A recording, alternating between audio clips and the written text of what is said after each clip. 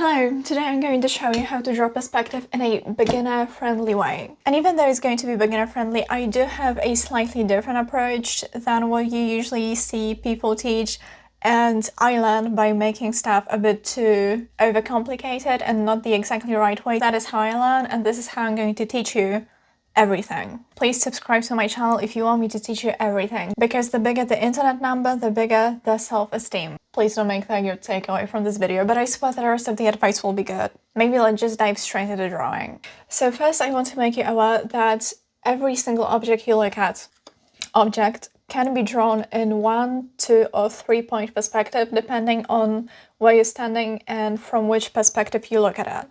Okay, so let's start with 1 point perspective because that's the easiest and we have to dose the hardness. That's what she said. Okay, so usually how drawing a perspective starts is with a straight line. And this is our eye line. Like the plane that's going, imagine a plane that's just going straight out of your eyes. That's this line. Okay, so this is the eye line, and basically 1 point perspective refers to 1 point. That's one vanishing point somewhere in the middle, like somewhere along the line. And now if you're watching this on your second screen, focus right now because this is going to be important. 1 point perspective means that the front facing plane that's facing you, first of all, is not at an angle, it's parallel to you.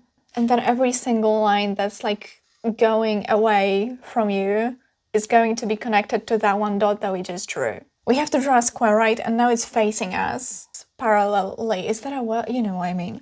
And every single line that's like going away is going to be connected to this very dot. Now we made a very, very long square, which is probably just a rectangle. But if you want to like cut it and make it a square, you just have to draw lines parallel to this one. Just like that. Now, if you have no idea how perspective works, I would recommend you start with just boxes. But you can do this with also different shapes. They have to they have to be parallelly facing you, but you can do this with any shape that you want. And now you just have to connect those lines that are going away from you with this dot. Okay, now the way I look at it, that really helped me conceptualize the entire idea of like how to do anything perspective adjacent, is that this line, this horizon line right here, imagine this as a line that's dividing your reality in like 2 different pieces, where above this line you see objects from, like you look up at them, and below this line, everything you will look down on. Now, what does that mean? Let's draw actually one more that's like here. Okay, and now as you can see, on the parts below this line, you'll be looking down on stuff, which means you'll see the top parts, like the top part of this box. And in the parts above this line, you'll see the bottom parts of your object. And what I recommend you do when you practice is also draw the X-ray lines, which basically means the lines that you cannot see, right? And what I mean by that is when you draw a square, right? If the object here is like right in front of your vanishing point, you're not going to see the lines behind it, but I really recommend you draw them. It gives you a better understanding. Like you can also see again that if you were inside of this box, if that was this box and it didn't have this like plane, then you would see everything that I just drew here. And again, you can see that above this line, you can see the planes facing down, and below this line, you can see the planes that are facing up. Okay, now moving to a 2 point perspective. Basically, what 2 point means is you have 2 vanishing points, and therefore you are looking at your object at an angle because the lines that are going away here, they're going in 2 different directions. Okay, so let's start again with drawing a straight line. And now we have 2 vanishing points. And so now when you draw an object and you have a straight line right here, when you want to make it into a square, you are going to connect those lines to those vanishing points.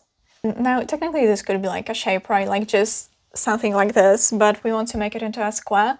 So now with those lines, we'll find those edges right here, and then again connect them to the vanishing points. And now we've got a shape drawn in a 2 point perspective. 2 important points though. Again, my point stands that everything you see above this line, you can see the bottom part of it. And if we were to draw, actually you can even copy this. Flip vertical, move it down. And everything you see below this line, you are looking down on it. So you see the top part, plane, whatever. The second important point is that those lines that you see here, they are parallel to each other, because if they were not parallel, if they were at an angle, we would be looking at a 3-point perspective that we are going to move on to in a second. But what makes this a 2-point perspective is basically that this shape, all of those lines that you see here, they are always at the same angle. Like even if you move it like this, those lines are still parallel to each other. And that will make 2-point perspective. Boom. And now, basically what 3-point perspective means is that they are going to be 3 vanishing points. So again, we're going to start with a straight line, draw 2 vanishing points on this line. And now we are basically going to do the same thing as before, which is draw a line, find the edges, and connect them to those vanishing points. And this time we are not going to find the edges first, we are going to draw the top part first. And now 3-point perspective basically means that you are looking at something, like you're looking up at something, and so that means that those lines are no longer parallel to each other, and therefore at some point somewhere like down here, I don't have enough space, but like those lines are going to meet at some point, and that's what creates the third vanishing point. So let's draw that third vanishing point.